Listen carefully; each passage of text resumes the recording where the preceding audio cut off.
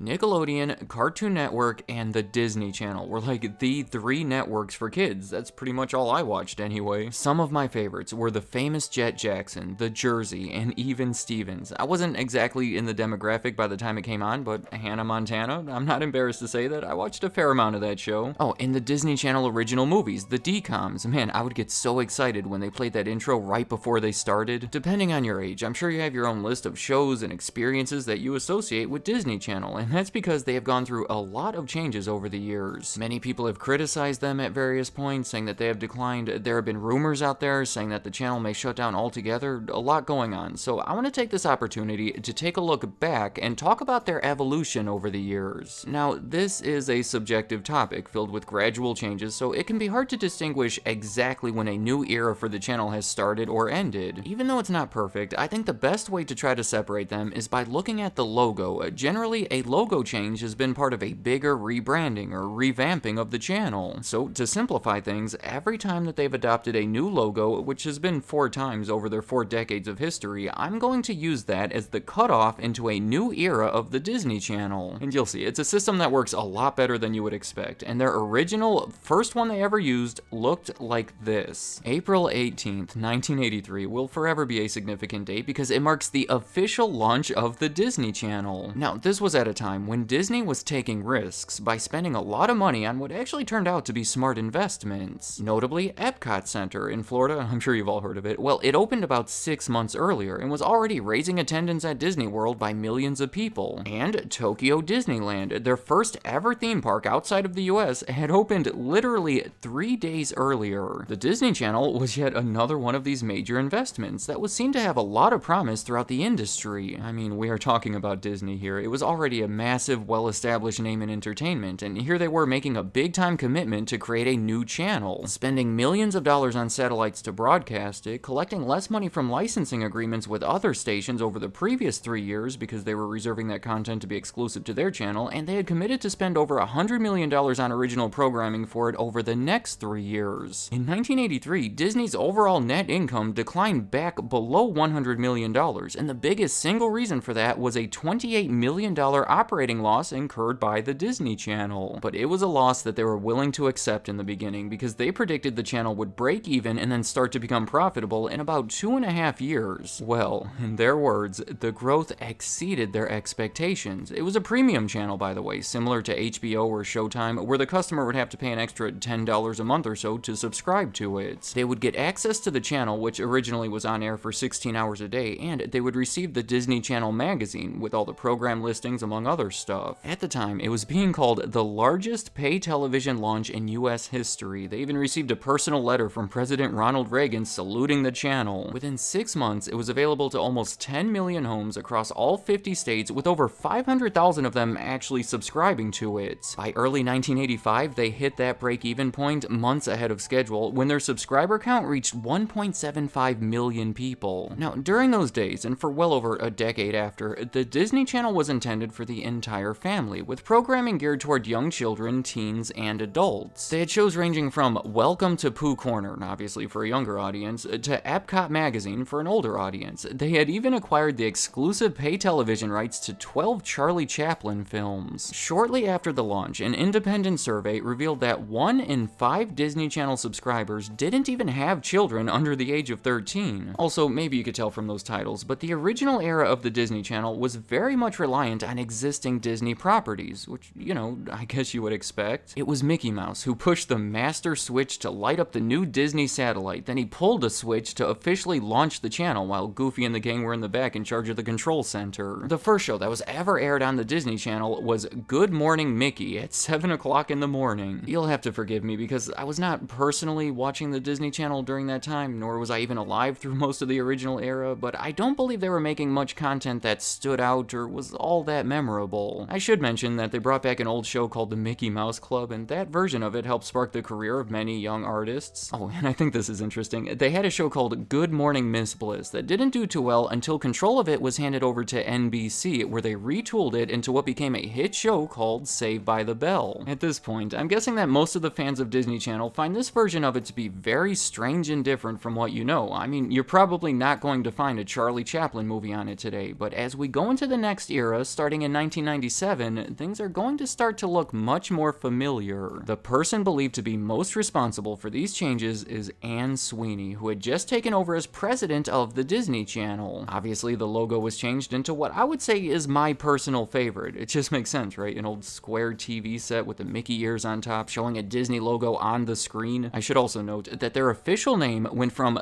The Disney Channel simply to Disney Channel. See, throughout the 1990s, they had been slowly transitioning from a premium channel into a basic cable channel, meaning instead of the separate $10 a month or so, depending on the cable provider, more and more people were able to get it as part of their cable package, making it much more accessible and allowing them to raise their subscribers. By 1997, it was mostly offered as a basic cable channel that had tens of millions of subscribers. But perhaps the biggest changes were with the programming. They did a thing where they split the time slots into 3 different sections. Playhouse Disney was for young children, Vault Disney is where they aired the older stuff, that was for older people, and Zoog Disney was for preteens and teenagers. And let me tell you, Zoog Disney was a unique creation. It was hosted by these robot-type characters, sort of like their attempt to integrate the channel with their website. Like, on the channel, these robots would display results from a poll that was conducted on their website or high scores to the games that people were playing on there. It was truly something that you would only see in that time period, but oddly enough, this is what the channel was like when I started watching it. Meaning, all of my favorite shows that I named in the beginning there were created in the Zoog Disney era. It's hard to say that. Zoog Disney. Even the movies were changed. They used to be called Disney Channel Premiere Films, but starting in 1997, they took on the more familiar, childish characteristics and were renamed Disney Channel Original Movies. Their very first one being Under Wraps, about a hidden mummy, get it,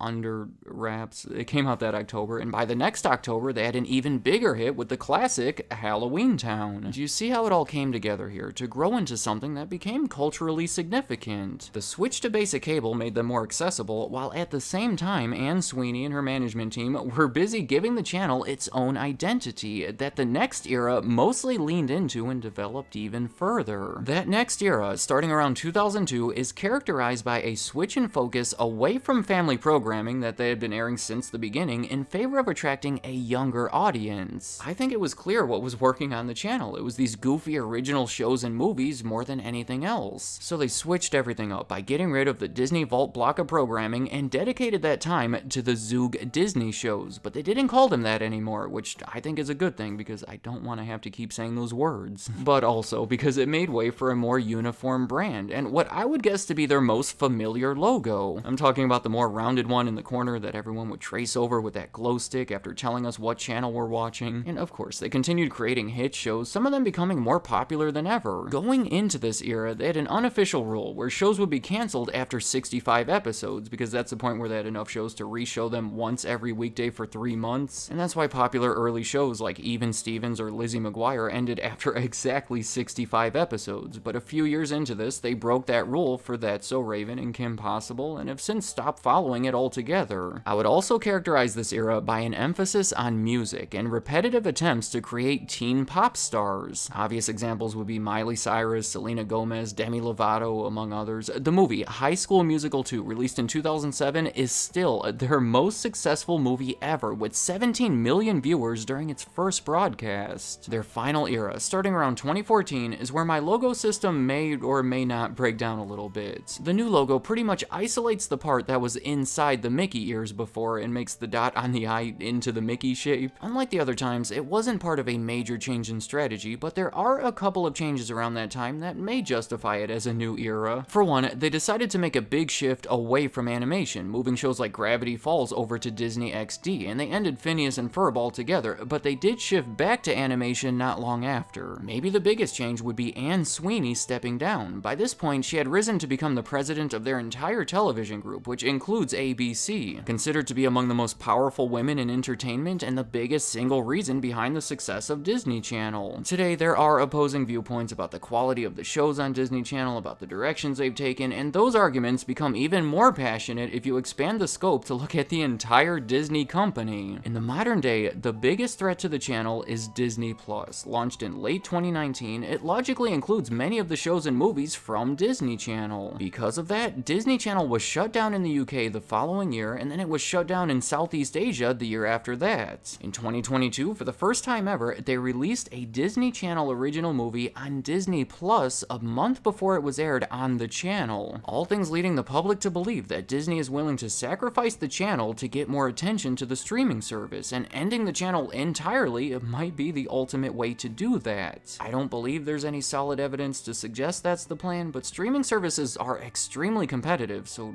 I don't know, after 40 years, it could cause some major changes. Let me know in the comments, what do you see for the future of Disney Channel? I wish I could give more of a prediction here, but the industry has been changing so fast, and it's all just so speculative. On the other end, what do you think of the history of the channel? Which one would you say is the best era, and what are your favorite shows or movies to come out of it? Keep in mind that sticking with the nature of the channel, this video took a much more business approach to the topic rather than creative. So let me know if you have something to say about them creatively, and any other thoughts you have about Disney Channel or anything else I talked about in this video, leave them in the comments. I'd like to hear what you have to say. Thank you for watching.